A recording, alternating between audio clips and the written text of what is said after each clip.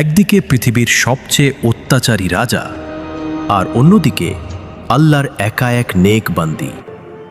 তুমি কি জানো, যখন সেই দুষ্ট রাজা হযরত সারাহ আলাইহিস সালামের দিকে হাত বাড়িয়েছিল, তখন আরশ থেকে এমন এক শাস্তি নেমে এলো যে তার হাত পাথরের মতো শক্ত হয়ে গেল।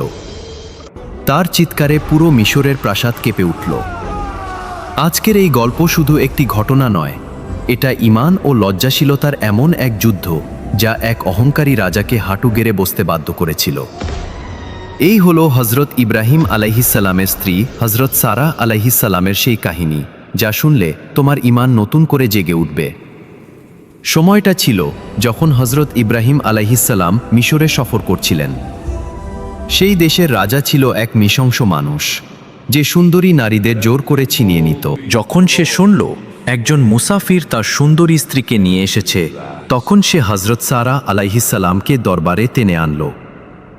হযরত ইব্রাহিম আলাইহিস সালাম জানতেন এই অত্যাচারীর হাত অনেক লম্বা, কিন্তু তার রব আরো বড়। তিনি বললেন, সারাহ, এই জালিম তোমাকে ডাকছে, ভয় পেও না, সৃষ্টিকর্তা তোমার সাথে আছেন। দরবারে নীরবতা নেমে এলো। রাজা লালসাভরা দৃষ্টিতে তাকালো, আর যখনই সে নোংরা হাত বাড়ালো, হযরত সারাহ আলাইহিস সালাম চোখ বন্ধ করে দোয়া করলেন, হে আল্লাহ, যদি আমি তোমার উপর এবং তোমার নবীর উপর ঈমান এনে থাকি, তবে এই জালিমকে আমার উপর ক্ষমতাবান করো না। আল্লাহর কসম, দোয়া শেষ হওয়ার আগেই রাজার হাত মাঝ আকাশেই থেমে গেল। মনে হলো যেন লোহার শিকলে বেঁধে ফেলা হয়েছে।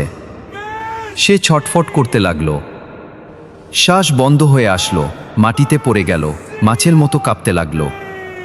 চিৎকার করে বলল, আমার উপর দয়া করো, আমাকে বাঁচাও, আমি আর ছুব না।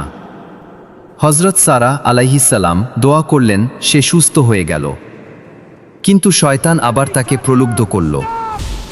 সে আবার চেষ্টা করল 3 বার, আর প্রতিবারই আল্লাহর কুদরত তাকে আরো কঠিনভাবে শাস্তি দিল। অবশেষে রাজা ভয়ে কাঁপতে লাগল।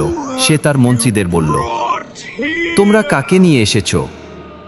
এ মানুষ নয়, এটা তো কোনো অলৌকিক শক্তি। শেষ পর্যন্ত সে ভয়ে হযরত সারাহ আলাইহিস সালামকে সম্মানের সাথে বিদায় দিল এবং উপহার হিসেবে হযরত হাজেরা আলাইহিস সালামকে দিল।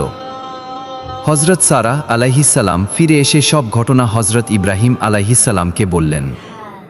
এই গল্প আমাদের কি শিক্ষা দেয়? দুনিয়ার কোনো জালিম যত বড়ই হোক, যদি তোমার লজ্জাশীলতা ও ঈমান শক্ত থাকে, তাহলে আল্লাহ নিজেই তোমার ঢাল হয়ে যান। অত্যাচারের সামনে মাথা নত করো না, শুধু আল্লাহকে ডাকতে শিখো। তোমার জীবনে কি কখনো এমন হয়েছে যখন আল্লাহ অদৃশ্যভাবে তোমাকে সাহায্য করেছেন? কমেন্টে লিখো সুবহানাল্লাহ। আর এই গল্পটি ছড়িয়ে দাও প্রতীকী বোনের কাছে, যে নিজেকে একা মনে করে।